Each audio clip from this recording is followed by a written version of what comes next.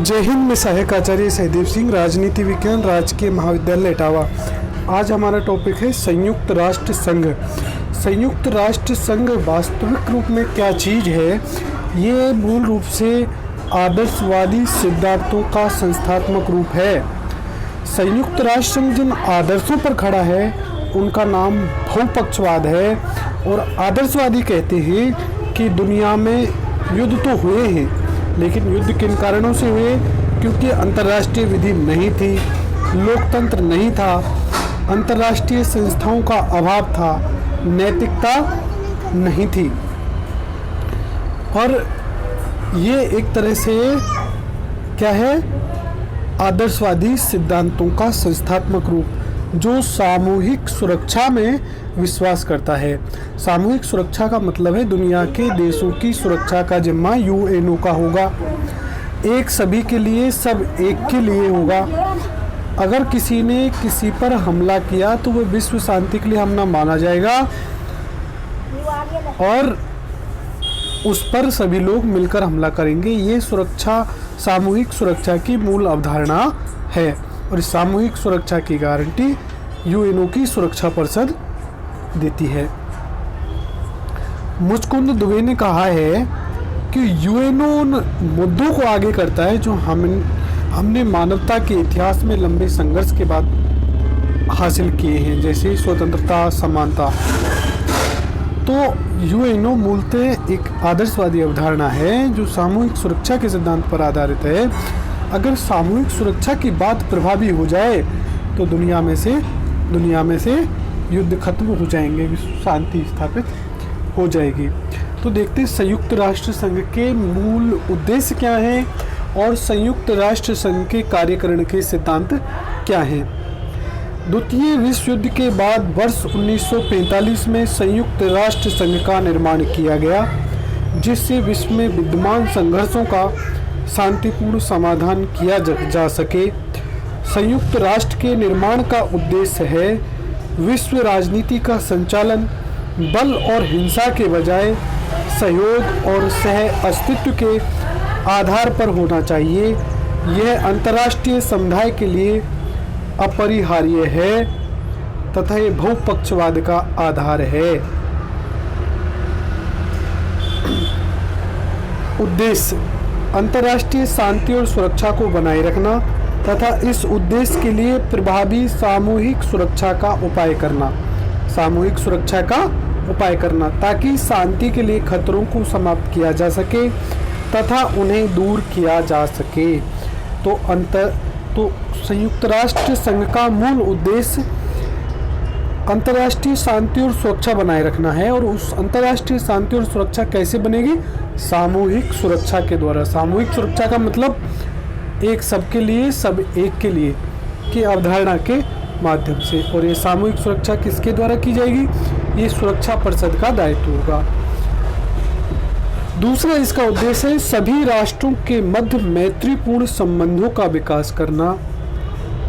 और अगला है आर्थिक, सामाजिक, सांस्कृतिक और मानवीय समस्याओं के समाधान के लिए अंतर्राष्ट्रीय सहयोग प्राप्त करना। जो संयुक्त राष्ट्र संघ के विभिन्न अंग हैं उनमें से एक है सामाजिक और आर्थिक परिषद। उसके द्वारा ये विभिन्न प्रकार के कार्य किए जाते हैं। इन सामान्य उद्देश्यों की प्राप्ति के लिए एक एकीकृत केंद्र का कार्य करना। तो संयुक्त राष्ट्र संघ ये जो आदर्शवादी कार्य हैं, ये जो कार्य हैं, इनके लिए केंद्र का काम करेगा। इसके कार्यकरण के सिद्धांत चार्टर के अनुच्छेद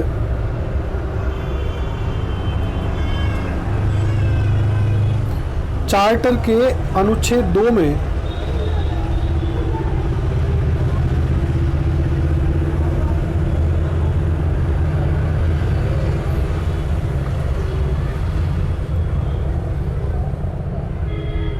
चार्टर के अनुच्छेद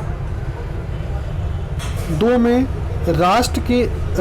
संयुक्त राष्ट्र के मार्गदर्शन के 7 सिद्धांतों का उल्लेख है।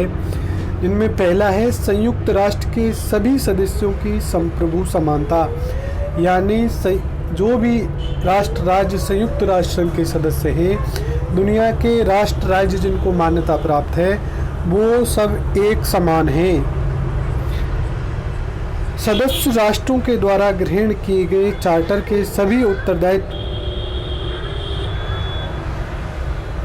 का पालन करना, यानी जो राष्ट्र संघ के जो सिद्धांत हैं, जो राष्ट्र संघ के कार्य हैं, सभी राष्ट्र स्वेच्छा से उनका पालन करेंगे। यह है सदस्य राष्ट्रों के द्वारा ग्रहण किए गए चार्टर के सभी उत्तरदायित्व स्वेच्छा से पालन करना। अंतर्राष्ट्रीय विवादों का शांतिपूर्ण समाधान, ताकि अंतर्राष्ट्रीय शांति, सुरक्षा और न्याय खतरे में ना पड़े। सभी सदस्य ऐसा कुछ नहीं करेंगे जिससे अन्य देशों की प्रादेशिक अखंडता के लिए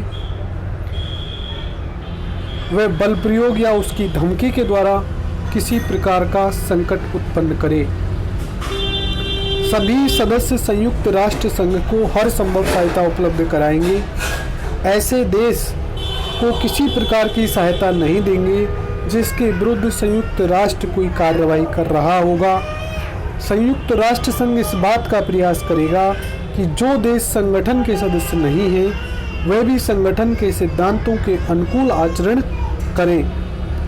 जो मामले मूल रूप से किसी भी देश के आंतरिक क्षेत्राधिकार में आते हैं उनमें संयुक्त राष्ट्र संघ हस्तक्षेप नहीं करेगा। ये इसके कार्यकरण के सिद्धांत थे। इन सबको देखने के बाद ये मालूम चलता है कि संयुक्त राष्ट्र संघ आदर्शवाद के सिद्धांतों पर आगे बढ़ता है।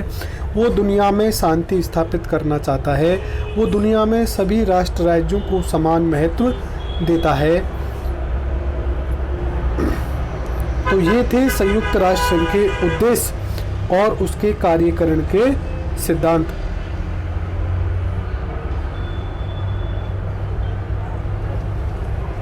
तो संयुक्त राष्ट्र संघ मूल रूप से क्या है? ये सामूहिक सुरक्षा की अवधारणा पर आधारित एक आदर्शवादी संस्था है। और सामूहिक सुरक्षा का मतलब है ये पूरी सुरक्षा को दुनिया की गारंटी देता है।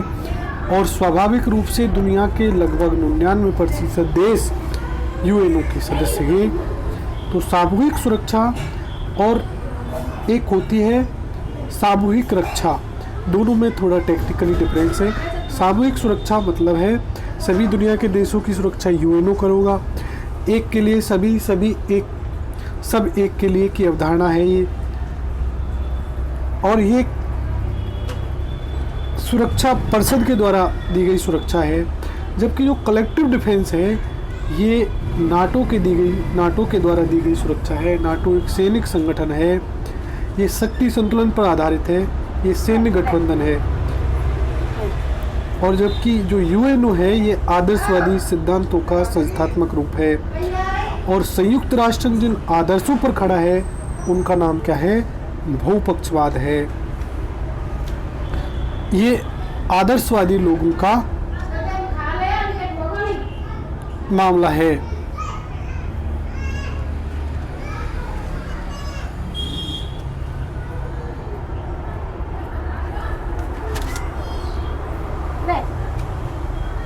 तो इस प्रकार से जो यूएनओ के आदर्श हैं वो है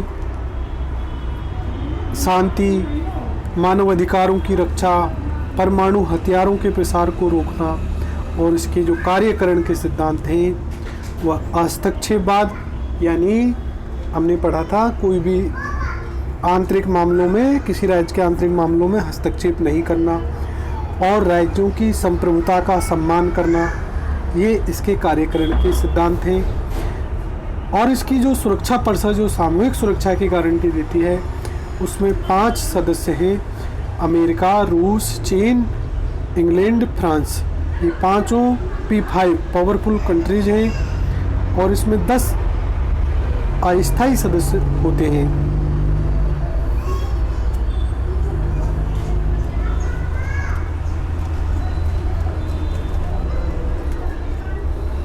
अब इससे आगे इसके संगठन की चर्चा करेंगे। ये था संयुक्त राष्ट्र संघ के आदर्श, संयुक्त राष्ट्र संघ के उद्देश्य, संयुक्त राष्ट्र संघ के सिद्धांत।